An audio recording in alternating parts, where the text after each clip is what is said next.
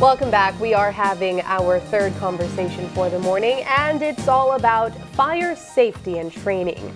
We have our friends here from Fabregas to talk about it. Glenford Baptist, he is the Special Projects Coordinator, as well as Giovanni Ramos, and he is a sales representative. Good morning, gentlemen, and thank you for joining us this morning. Morning. Thank you very much for having us. Yes. Alrighty, well, we are here to talk about fire safety as well as training. And I see you guys brought some tools here with you, some equipment So we did, yeah. to do a little bit of show and tell. A little bit of show and tell, Right. as Mr. Baptist says, makes it, and we will make it memorable by the time it's all said and done. Alrighty. Well, where do we begin? We are here to talk about fire safety and training. I know around this time we should be taking extreme caution because we have extra lights. It's around Christmas time. Where would you like to start this conversation? I think we will start with fire extinguishers. That's the main reason we're here.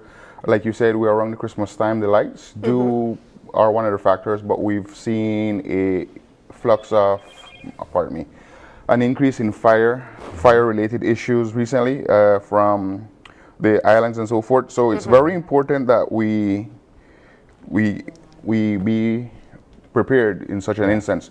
And for us at Fabregas, that's where we come in. We specialize in fire safety, fire training, and the tools needed to ensure that in the event that there's a fire in the home or at your business location, you minimize your loss, right? So what I've been at Fabregas going on 4 years, Mr. Baptist, the Special Projects Coordinator, has been closer to 20. He has a lot more experience, so he should be able to give us a little more insight as to what he's seen throughout the years. So, Mr. Bob. Well, it's Christmas time. Everybody's cooking. Everybody's making that ham and turkey. Ham, turkey, cakes, the works. You know, so, you know, with all that cooking going on, you know, the risks are there, right? And, you know, sometimes we become careless, if you will. Other times when we are working on aesthetics, for argument's sake, right? We have certain quantities of lights we want to get powered up, scented candles and all these fancy stuff, other than the kitchen works, right? and you know, fire risks are always out there, right? So the key really is, one, early detection, which in this case, Joe, this would be a smoke detector. Smoke detector, right? Yeah. These units are extremely effective as an early warning device. And they're straightforward. It's one 9-volt battery that is installed. Sorry, one 9-volt battery that is installed, and at the presence of smoke, it activates. Or if you need to, cover your ears, please. If it loud. So anywhere That is in the pretty house, loud. anywhere in the house, if you're in your in the room, there's a fire in the hallway, then you may not be able to smell the smoke immediately. And we have what we call the golden 2-minute. Anything after 2 minutes, that fire is more than likely out of control and beyond your ability to put out. So the smoke detector is your primary indicator. Look, there's something going on here. Please come take a look at it. It picks it up, makes an alarm. You're there within 10 seconds. At which point you then have access to an extinguisher. Now, Can I see? Sure, ma'am, definitely. So the test button on it allows you to press it. It activates the alarm. However, the alarm normally goes somewhere where it can pick up smoke, but not directly in the line of smoke. Like, for example, the kitchen, you would not want to put it directly over your stove. Because it will go off every time you turn because on your stove. the poor husband will be called every 2 minutes, please come take this thing off. Right? So that's it. Now, we all know during Christmas and at home, one of the main things that we come across are kitchen fires, right? And we use this a lot. Mr. Baptist highlights it a lot in our training session. We have kitchen fires, and one of the main one being pan fires. Now, let's take, for example, if you were at home cooking right now and you are frying something, if that would ignite, what would be your first course of action? If there's a pan fire? Yeah, deep fire. Well, based on my knowledge, you try to cover it. Exactly. Yes. That's the correct thing to do. You simply take a cover it. Yeah. Because it breaks the cycle. Oxygen, yes. Yes, ma'am. It removes the oxygen from the equation. Right. What was the equation, Mr. Bob? The 4 part? Oh, we Yeah. need oxygen, heat, right? There's also a chemical chain reaction as well, and the fuel, Yes. right? We refer to that as the tetrahedron, all right? 4 elements, right? Oxygen, it's All always around around us. us. You know, that's one of the most difficult ones to remove, Yeah. right? Heat, you know, we think about something hot. It's a form of energy, right? Fuel, anything that can burn. So when you think about your house, you think about your kitchen, you look at all the possible things in there that can burn. All that stuff is fuel, Yeah. right? And the chemical reaction is there whenever those other elements are At the right present. mixture. You know, though, a lot of people think that the immediate solution to outing a fire is the opposite of fire, which is water. Yes, and that brings us to another very important point with types of extinguishers. So going back to the example we laid out earlier with a pan fire. Now these at the floor in front of us we have an ABC being the smaller one, right? The other one being a CO2. Now they're both very good fire extinguishers, but in an instance such as your case, if we were in a restaurant situation, what you would not be able to do is cover it with a cover. So at that point you will reach for what we call a kitchen extinguisher. It discharges at a lower rate. When I say that, lower PSI. Yeah. So if, for example, you were to take an ABC extinguisher, which is fully charged at 195 PSI of pressure, and you discharge that into a deep fryer, all you're going to do is take that fire and spread it over the kitchen. Whereas the kitchen fire, the kitchen extinguisher comes out at a lower PSI and it comes out in fine mist. Okay. So it removes the fire by actually cooling it and breaking up. It forms little bubbles, right, Mr. Bob, on top. Well, we use the term saponification. Yeah, Wow. he, Right, he loves which- the big which words. is, After 20 years, you know these terms. Yeah, I call it bubbles. Jill talks about kitchen fire extinguisher, but what is important to bear in mind there is that is a special type of fire extinguisher, right? And it's a liquid base type extinguisher, okay? And the chemical reaction helps in modifying the burning oil so that it makes it, you know, less flammable, and also cooling, which is very important. Something to keep in mind is that fires involving cooking media, right, burns much hotter than would, you know, paper, plastics, and so on, right? And that's the reason why, you know, the special agent, you know, is there to deal with those types of fires, because, you know, they have, you know, special considerations when you're putting them out. That's absolutely right. Yeah. Well, we do know, as we've been discussing, that there is a specific type of extinguisher for kitchen fires. But there are different types of fires. There are electrical fires as That's well. absolutely right. How do we out those types of fires? Well, the thing with it is, first, when you're looking at an electrical fire, we call it C-class, electrically charged fire. So both of these extinguishers on the floor right now are able to deal with charged fires.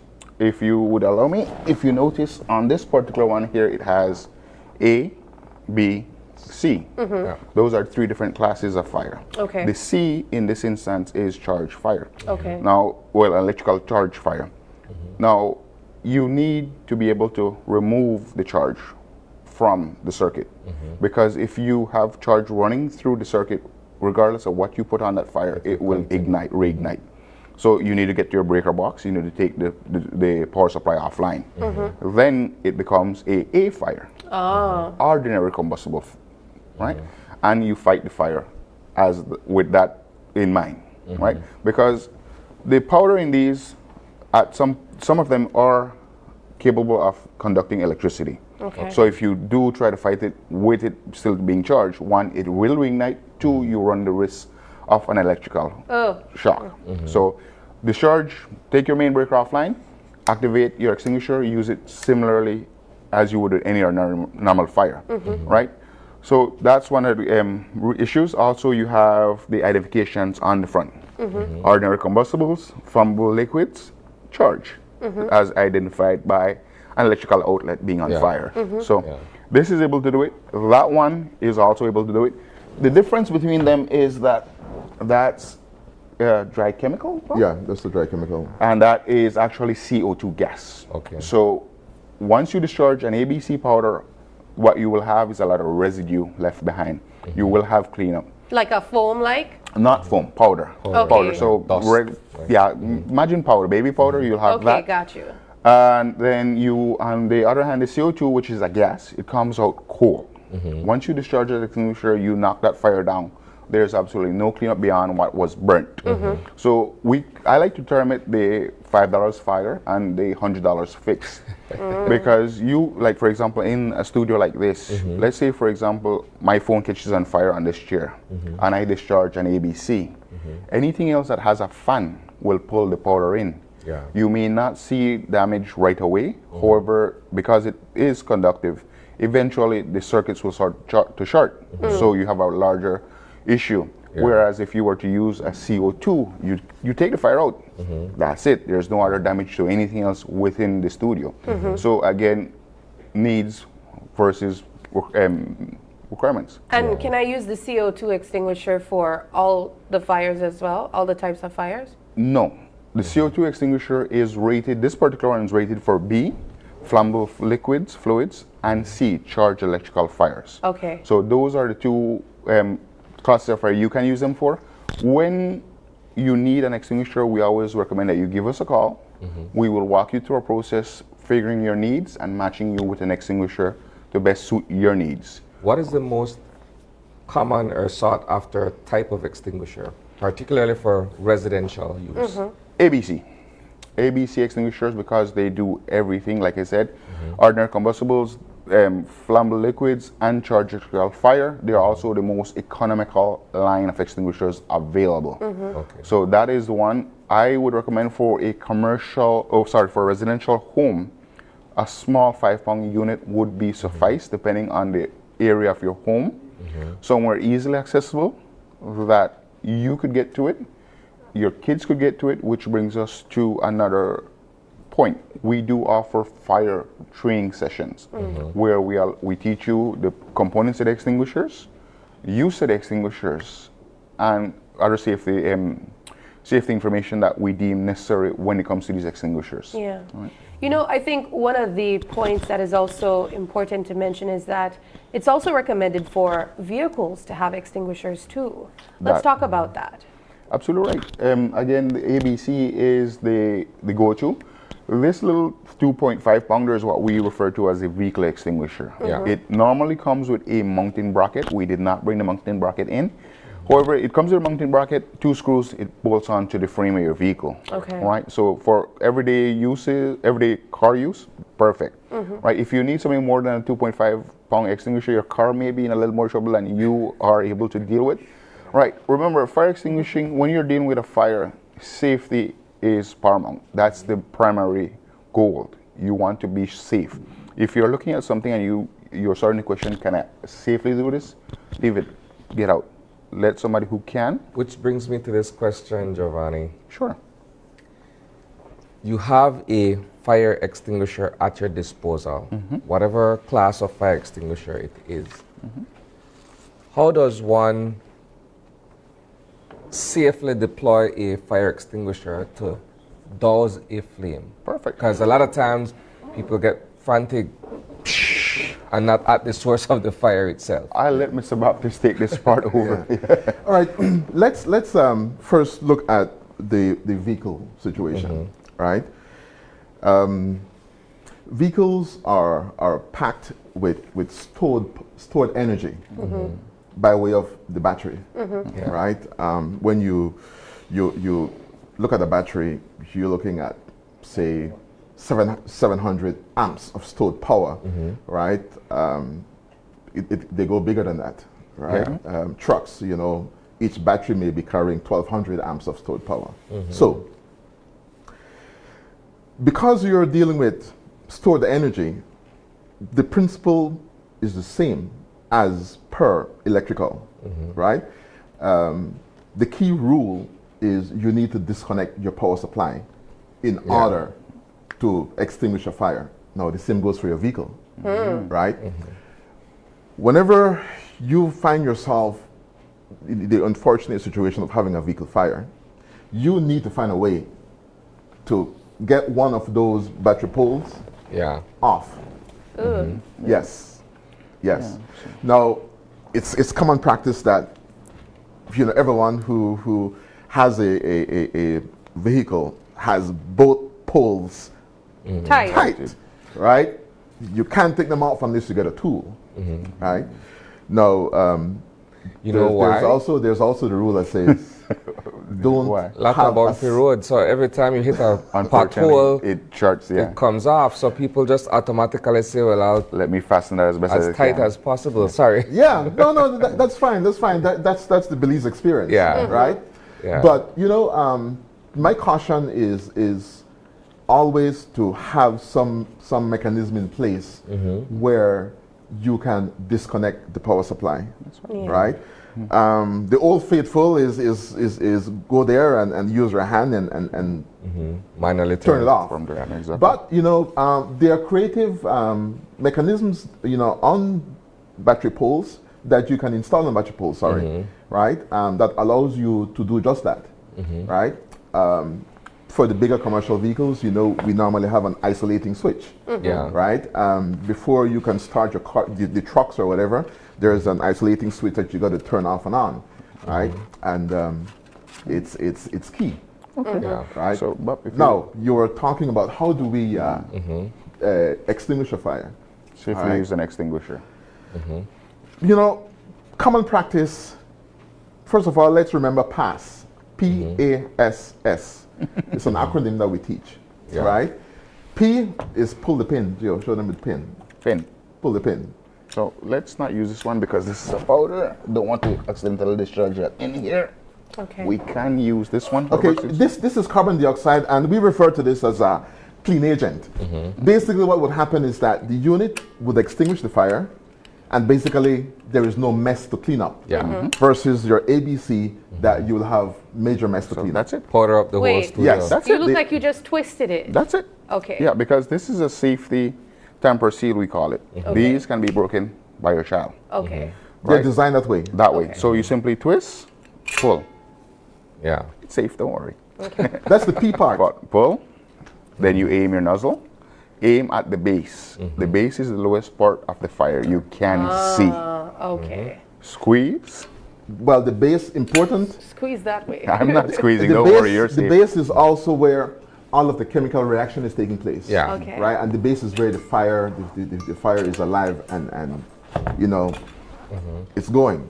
Right, and that's the reason why you will direct all of your agents at the base. Right. Squeeze. So we are at aim. The first S is squeeze. Right. You're fine, Mr. Bina. Yeah, that's the first squeeze. Yeah. Right? And Yeah. sweep.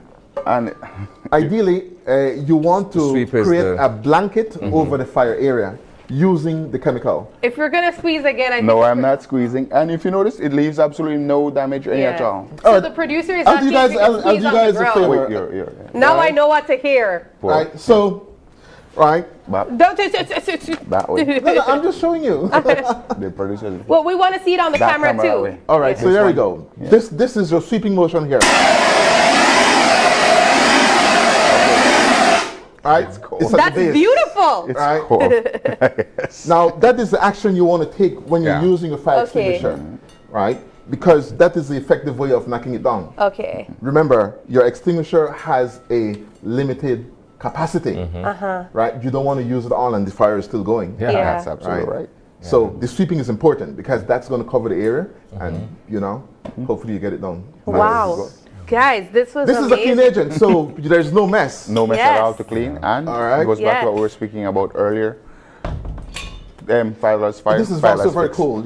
Yeah, it comes out very cool. Be careful. Yeah. Oh, yeah, that is cool. Yes. Wow. CO2 comes out cool. Gentlemen, I wish we had more time. I would have loved to continue this conversation, but we'll definitely have to have you guys here back to continue. I know that if anyone is interested in purchasing these items, they can reach out to Fabregas, Yes, stop ma'am. there. As you mentioned, you also have fire safety training as We well do. if they're Yeah. interested too. We do a lot of that. One of the things I like to add about the smoke detector, before there is a fire, there is smoke, right? And thus the early warning. As long as there are elements of combustion in the atmosphere, the smoke detector will pick it up as long as the smoke travels near it, Okay. right? And ideally, the smoke is before the fire, and that's the reason why it's effective as an early warning. Okay? Right. All right. All right. Well, gentlemen, thank you so much for joining us, and especially for that demonstration. Was our We pleasure. certainly appreciated it.